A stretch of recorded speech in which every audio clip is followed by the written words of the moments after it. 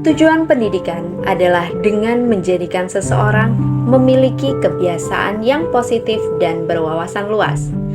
Ki Hajar Dewantoro mengungkapkan bahwa tujuan pendidikan adalah menuntun semua kodrat yang ada pada anak sehingga mereka mencapai keselamatan dan kebahagiaan yang setinggi-tingginya baik sebagai manusia maupun anggota masyarakat. Maka, menuntun di sini harus disesuaikan dengan kodrat alam dan zaman sehingga memberikan ruang berpikir kritis bagi siswa serta bisa melakukan refleksi dengan bahasa yang komunikatif. Pada saat proses pendidikan yang menuntun, maka akan muncul beberapa kendala yang mungkin akan terjadi. Salah satunya adalah hal memunculkan disiplin pada siswa. Disiplin sendiri dikaitkan dengan pemberian hukuman. Wujud dari pemberian hukuman itu sendiri seperti menghardik, menyakiti, dan bahkan mempermalukan anak. Padahal dengan adanya hukuman, dikhawatirkan anak akan merasa menjadi orang yang negatif karena ia merasa begitu bersalah. Maka, guna mendisiplinkan anak dengan cara yang baik dan tidak menghakimi adalah dengan menggunakan segitiga restitusi. Restitusi adalah proses menciptakan kondisi bagi murid untuk memperbaiki kesalahan mereka, sehingga mereka bisa kembali kepada kelompok mereka dengan karakter yang lebih kuat. Baik, nah Tata, kita tahu kan ada beberapa permasalahan di kelas kita. Nah, kalau misalnya kita menyelesaikan permasalahan tersebut, itu harus dengan cara yang benar. Nah, apakah permasalahan itu bisa selesai dengan cara anaknya dimarahi atau diberi nasihat yang sangat lama sehingga masalah itu hanya mencair begitu saja, tidak terselesaikan? Nah, salah satu cara penyelesaian masalah tersebut adalah dengan menggunakan segitiga restitusi. Nah, ada 3 tahap dari segitiga restitusi ini. Yang pertama, harus menstabilkan identitas dulu. Yang dimaksud dengan menstabilkan identitas adalah bahwa saya dan pelaku yang tersebut itu sama-sama pernah melakukan kesalahan. Misal nih, di kelas kita ada yang main ponsel di kelas. Nah, saya juga pernah main ponsel. Tata pernah nggak main ponsel? Nah, kita semua pernah main ponsel. Nah, sekarang mengapa kok anak tersebut dikatakan salah? Maka itu yang masuk pada tahap validasi tindakan yang salah. Mengapa kok anak tersebut dikatakan salah ketika dia bermain ponsel? Karena bermain ponsel tidak pada tempat dan waktu yang tepat. Nah, karena pada saat guru menjelaskan anak tersebut disibukkan dengan ponsel, itu adalah tindakan yang salah. Seharusnya anak tersebut mendengarkan dengan baik apa yang dijelaskan oleh gurunya. Nah, ini. Jadi yang pertama kita harus memposisikan diri dulu bahwa kita semua pernah melakukan kesalahan. Saya pernah bermain ponsel. Semua orang di dunia ini bermain ponsel. Jadi bermain ponsel sendiri itu bukan tindakan yang salah. Tetapi ketika dia bermain ponsel di kelas pada saat guru menjelaskan, itu masuk tindakan yang salah karena tidak sesuai dengan kesepakatan kelas kita. Ingat gak waktu itu saya pernah menjelaskan mengenai kesepakatan di kelas kita bahwa bawa ponsel itu boleh atau tidak? Boleh, tetapi harus dititipkan. Benar begitu? Nah, ketika dia melanggar kesepakatan yang mana ponselnya tidak dititipkan, berarti apakah itu masuk suatu kesalahan?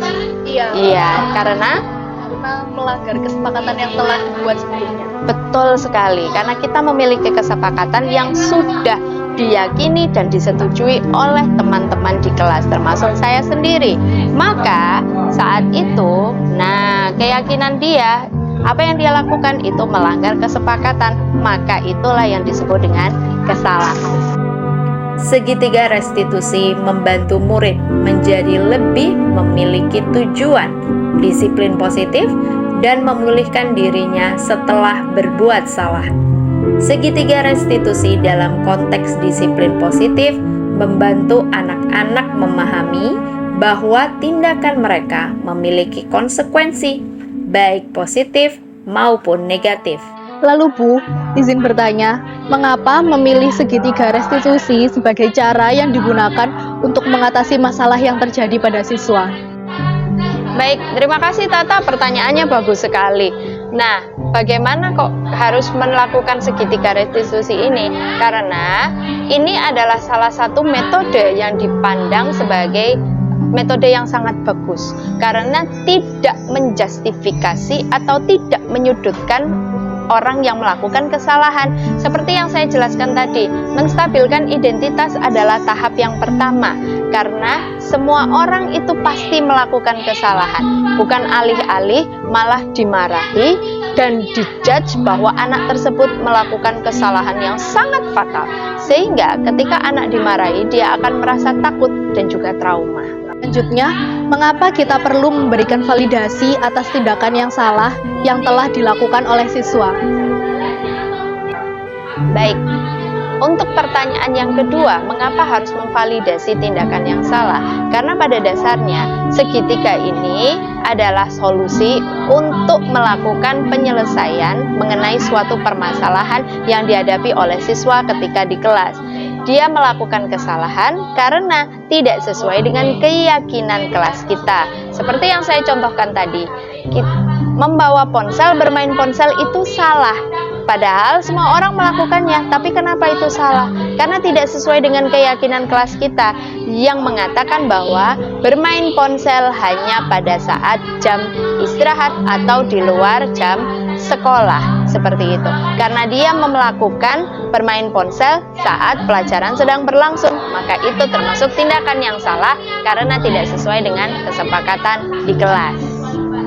Baik Tata, bagaimana menurutmu mengenai apa yang kamu rasakan tentang segitiga restitusi ini? Menurut saya, cara ini bagus Bu, karena selain memberikan rasa nyaman pada siswa juga, karena cara ini tuh membuat siswa tidak merasa sebagai satu-satunya orang yang salah. Karena saya juga tahu semua orang itu melakukan kesalahan, bukan hanya siswa yang satu-satunya orang yang melakukan kesalahan. Dan saya juga tidak perlu dimarahi atas kesalahan yang telah saya perbuat. Dan saya juga harus menemukan solusi atas permasalahan yang terjadi.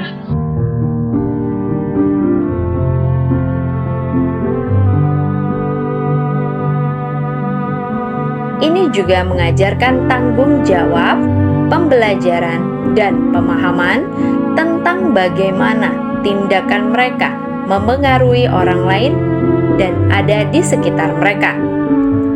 Ada 3 tahap dalam segitiga restitusi. Yang pertama yakni menstabilkan identitas. Jika anak berbuat salah, maka ada kebutuhan dasar mereka yang tidak terpenuhi. Bagian dasar segitiga restitusi memiliki tujuan untuk mengubah orang yang gagal karena telah berbuat kesalahan menjadi orang yang sukses.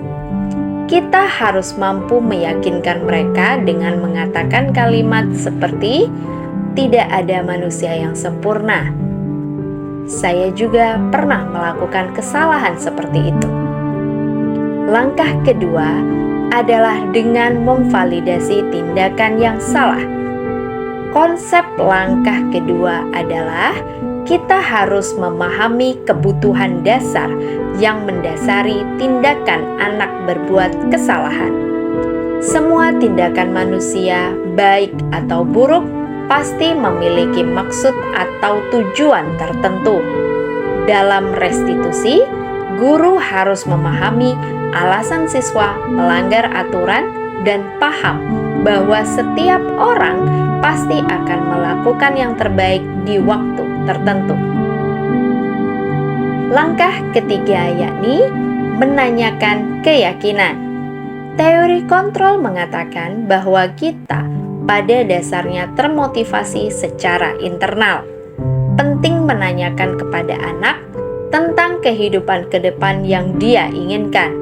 Ketika mereka sudah menemukan gambaran masa depannya, guru dapat membantu mereka untuk tetap fokus pada gambarannya. Melalui segitiga restitusi, murid berbuat salah, guru akan menanggapi dengan cara yang memungkinkan murid untuk membuat evaluasi internal tentang apa yang dapat mereka lakukan untuk memperbaiki kesalahan mereka dan mendapatkan kembali harga dirinya.